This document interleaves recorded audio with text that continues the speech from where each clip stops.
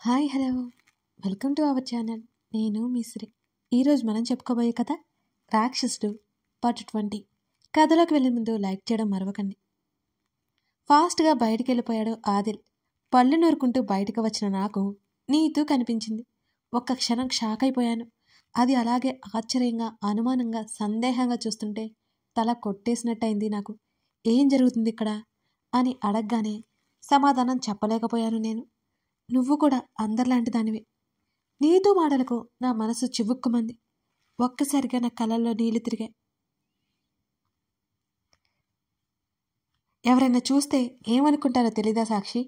నువ్వు చాలా మంచి అమ్మాయివి అనుకున్నాను. ఇలాంటివి ఉంటే బయట పెట్టుకోవాలి, ఆఫీస్లో కాదు, అసహ్యంగా అని అది చూసిన చూపులకి తల కొట్టేసినట్టయింది. అక్కడి నుంచి అసహ్యంగా చూస్తూ వెళ్ళిపోయింది నన్ను. నాకు ఏడుపు ముంచుకొచ్చింది. నా లైఫ్లో ఫస్ట్ టైం ఇలాంటి మాటలు వింటున్నాను. అక్కడి నుంచి బయటకు వచ్చేసి ఇంటికి బయలుదేరాను నేను. పార్కింగ్ లాట్లో కార్తీక్ ఉన్నాడు. సాక్షి, అప్పుడే వెళ్ళిపోతున్నావేం అని అడిగాడు ఆశ్చర్యంగా చూస్తూ. ఏం లేదు కార్తీక్, నాకు కాస్త హెడేక్గా ఉంది అన్నాను ముఖం తిప్పేసుకుంటూ.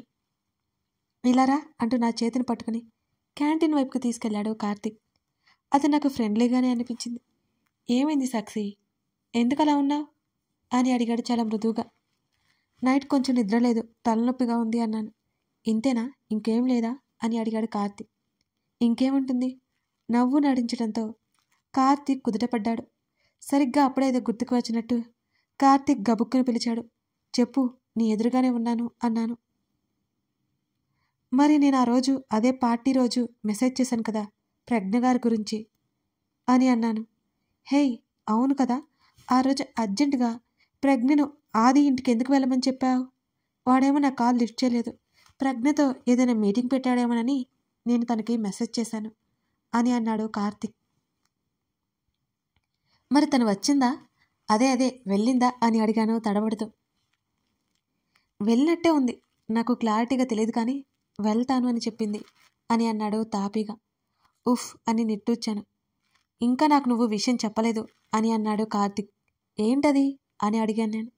ప్రజ్ఞని ఆది రమ్మన్నాడని నువ్వెందుకు మెసేజ్ చేశావు అని సందేహంగా అడిగాడు కార్తీక్. నేను అతనికి పిఏ కదా, నా మీద బాగా కోపం ఉన్నట్టుంది. ఇలాంటి పనులు కూడా నాతో చేయిస్తుంటే నేనేం చేయను అని కవర్ చేసుకుంటూ చెప్పాను. కార్తీక్ నవ్వాడు నా మాటలకి. వాడు అలా కనిపిస్తాడు కానీ అంత దుర్మార్గుడేం కాదు, చాలా మంచివాడు అని అన్నాడు అదే చిరునవ్వుతో. నువ్వే చెప్పాలి అతగాని గురించి. మీ అందరికీ కనిపించే సైడ్ ఒకటి, నాకు చూపించిన సైడ్ ఒకటి. రాక్షసుడైతే మంచివాడట, మంచివాడు అనుకున్నాను మనసులో. కార్తీక్ మాటలకు నాకు తిక్కలేచినా సరే కార్తీక్కి ఏమీ తెలియదు అనుకుని ఊరుకున్నాను. ఫ్రెండ్స్ అలాగే ఉంటారు, ఎంప్లాయీస్కే కదా బాస్ గురించి తెలిసేది అన్నాను వెటకారంగా. ఈ కార్తీక్ మరోసారి నవ్వాడు. ఎందుకో మరి. సరే, ఇక నేను వెళ్తాను అంటూ లేచాను. సాక్షి, ఏదైనా ఇబ్బంది అయితే నాతో చెప్పు, పర్లేదు. నిజంగానే ఆది నువ్వు అనుకున్నంత చెడ్డవాడేం కాదు అని కార్తీక్ చెప్తుంటే, హెల్ప్ అడుగుతా, గుర్తుపెట్టుకో కార్తీక్. ఇంకా బాస్ గురించి నా దగ్గర మాట్లాడుకో, టాటా అని కోపంగా చెప్పి అక్కడి నుంచి వచ్చేశాను. క్యాబ్లో ఇంటికి బయలుదేరాను నేను ఆ రోజు. క్యాబ్ దిగి లోపలికి వెళ్ళగానే తలుపు తెరిచి ఉంది. అమ్మమ్మ ఇద్దరూ వచ్చినట్టున్నారు. సోనా, అప్పుడే వచ్చేసావేంటి అని అంది అమ్మ. హెడేక్గా ఉంటే వచ్చేసానులే అంటూ బ్యాగ్ అక్కడే సోఫాలో పడేసి అమ్మమ్మ ఒడిలో తలపెట్టుకుని పడుకున్నాను.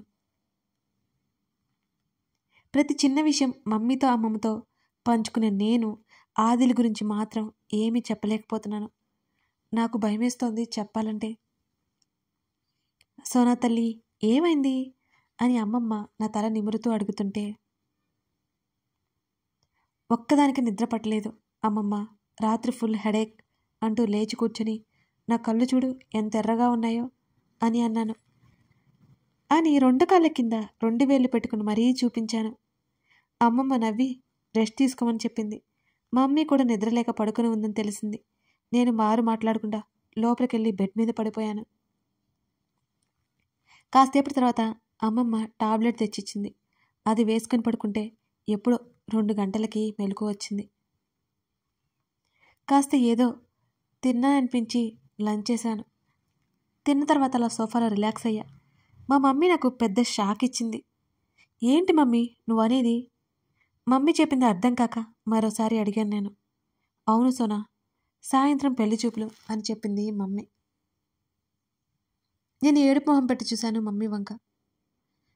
పెద్ద ఫార్మాలిటీస్ అవసరం లేదు అన్నారు. నువ్వు మామూలుగా ఉంటే చాలు. అది నా క్లోజ్ ఫ్రెండ్ వాళ్ళ అబ్బాయి నేను చూడ్డానికి వచ్చేది అని మా మమ్మీ నా గడ్డం పట్టుకుని బ్రతిమాలింది. తప్పలేదు ఒప్పుకోక. అందులోనూ ఆదిల్ పెట్టే టార్చర్ తప్పించుకోవడానికి ఈ పెళ్లి నాకు దారిలా తోచింది. ఇకనైనా అతను కదిలించకుండా ఉంటాడని ఆసనాలు. నేను మామూలుగా చుడిదార్ వేసుకున్నాను. మా మమ్మీ సింపుల్గానే ఉండమని చెప్పింది ఎప్పటిలాగే. సాయంత్రం 6 గంటలకు బయట కారాగిన చప్పుడు వినిపించింది. నా గుండె దడదడలాడిపోతోంది. ఫస్ట్ టైం పెళ్లి చూపులు కదా, భయపడకుండా జాలీగా ఉంటానా ఏంటి? లోపల టెన్షన్తో గోర్లు కొరుక్కుంటున్నా కూర్చున్నాను. కాసేపు తర్వాత మా మమ్మీ నన్ను పిలిచింది. ఒక్కొక్క అడుగు వేసుకుంటూ బయటకొచ్చి తలెత్తి చూసిన నాకు ఎదురుగా ఉన్న అతన్ని చూసి దిమ్మ తిరిగి బొమ్మ కనిపించింది. అదే ఆశ్చర్యంతో ముందుకు నడిచాను.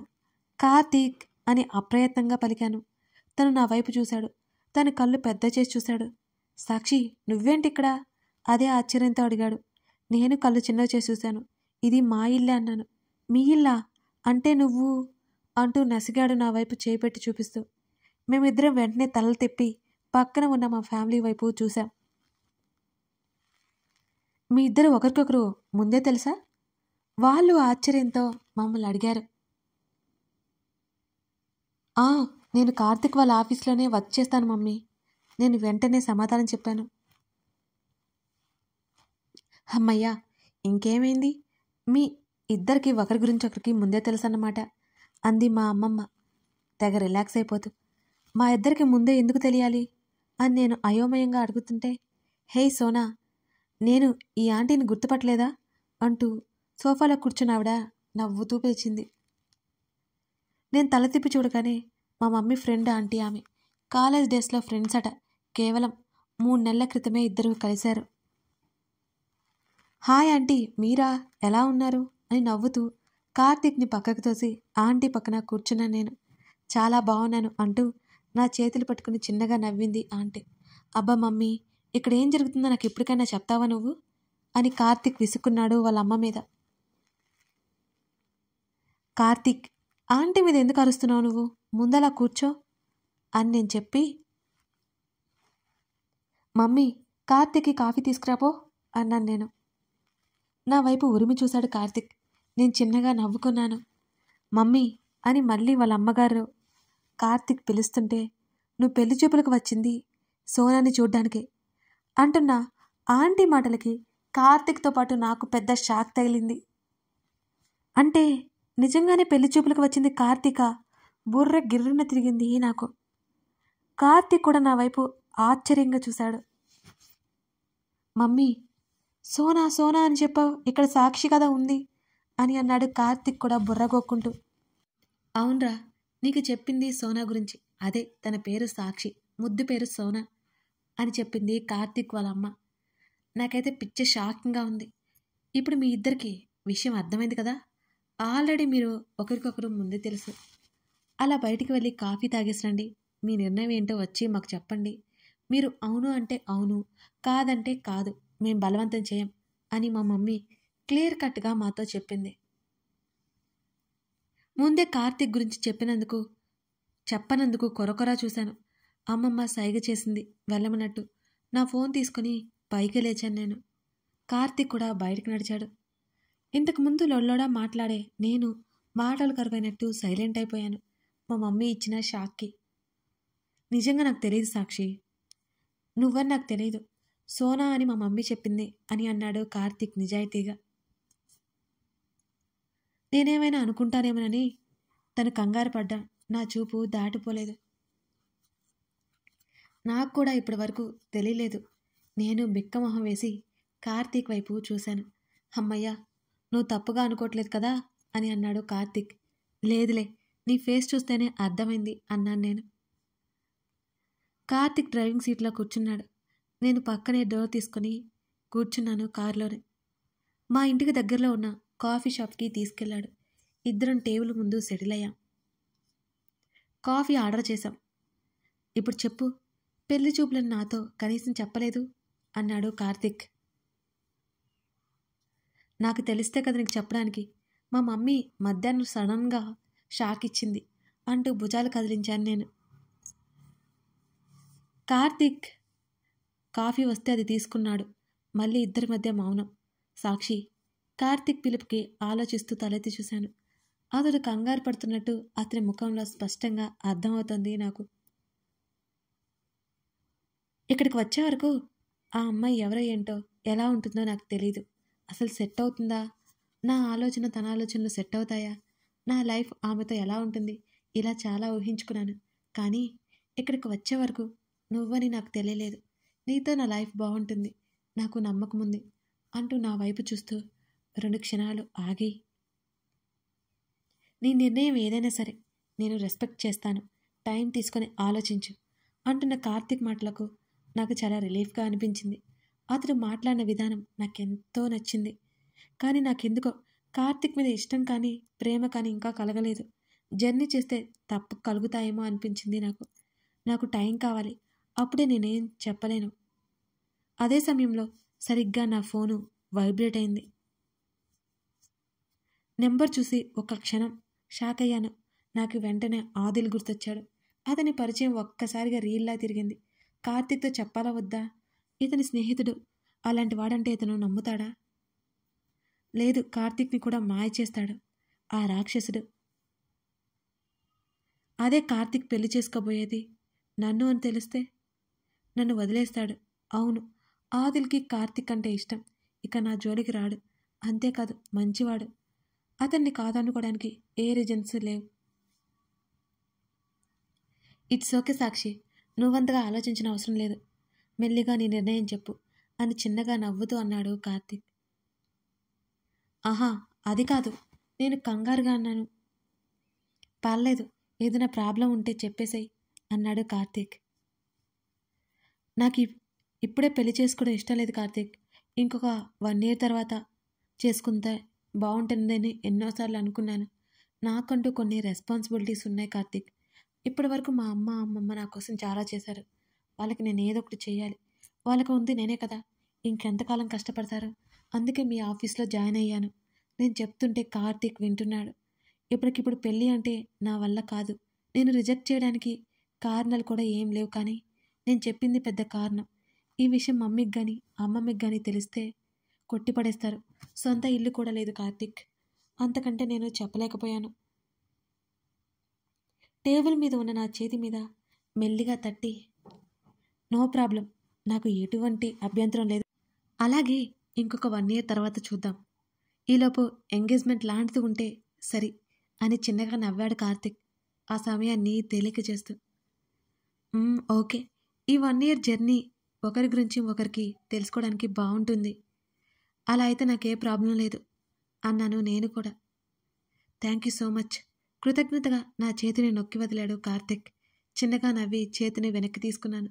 తనకి తండ్రి లేడని, కేవలం తల్లి మాత్రమే. తను వెల్ సెటిల్డ్. తన సిస్టర్కి ఆల్రెడీ మ్యారేజ్ అయిపోయింది. ఇక మిగిలింది తన పెళ్ళని. వాళ్ళ అమ్మగారి గొడవట. తను ఇంకొక సంవత్సరం ఆగి చేసుకుంటారంటే వాళ్ళ అమ్మ ఒప్పుకోలేదట. అందుకే పెళ్లి చూపులకు వచ్చాడట. కార్తిక్ తన గురించి చెప్తుంటే వింటున్నాను. మా ఇద్దరికి ఒకరి గురించి ఒకరికి తెలుసుకోవడానికి ఈ టైం చాలా ఎక్కువే అనిపించింది నాకు.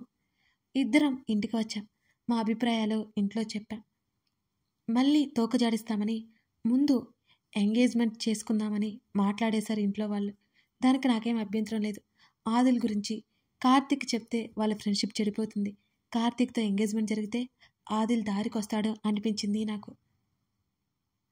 ఇక మేము వెళ్ళొస్తాం అంటూ లేచాడు కార్తిక్. వాళ్ళ అమ్మగారు కూడా ఎంగేజ్మెంట్కి ఎప్పుడు బాగుంటుందో ఫోన్ చేసి చెప్తామన్నారు వాళ్ళు. వాళ్ళని సాగనంపి ఇంట్లోకి వచ్చేసాం. నేను 1 year అడిగి ఉంటానని మా మమ్మీ కనిపెట్టేసింది. మమ్మీని బుజ్జగించి బ్రతిమాలేసరికి నాకు తల ప్రాణం తోక్కొచ్చింది. వాళ్ళప్పుడే ఎంగేజ్మెంట్ గురించి మాట్లాడుతుంటే నేను రూమ్లోకి వచ్చేశాను. డ్రెస్ చేంజ్ చేసుకుని బెడ్ మీద పడిపోయాను.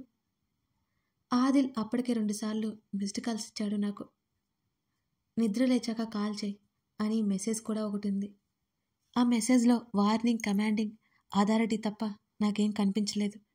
అయ్యయ్యో, ఇప్పుడు ఈ మేటర్ కార్తిక్ ఆదిల్కి చెప్తే హో మై గాడ్ అనుకున్నాను టక్కున ఏదో గుర్తుకొచ్చినట్లుగా. కథ కొనసాగుతుంది. ఇలా కార్తిక్ సాక్షి పెళ్లి చూపులు అయిపోయాయి. సాక్షి పెళ్ళికి కూడా ఒప్పుకుంది. కారణం ఏంటో మీకు అర్థమైంది కదా. ఇప్పుడు కార్తిక్ ఆదిల్కి చెప్తాడా? సాక్షి చెప్పకుండా ఆపుతుందా? తెలుసుకోవాలంటే తర్వాత ఎపిసోడ్ చూడాల్సిందే. కథ అయిపోయాక వెళ్ళే ముందు లైక్ చేసి కామెంట్ చేయడం మర్చిపోకండి. Thank you for watching this video. మరో ఎపిసోడ్తో మళ్ళీ కలుద్దాం.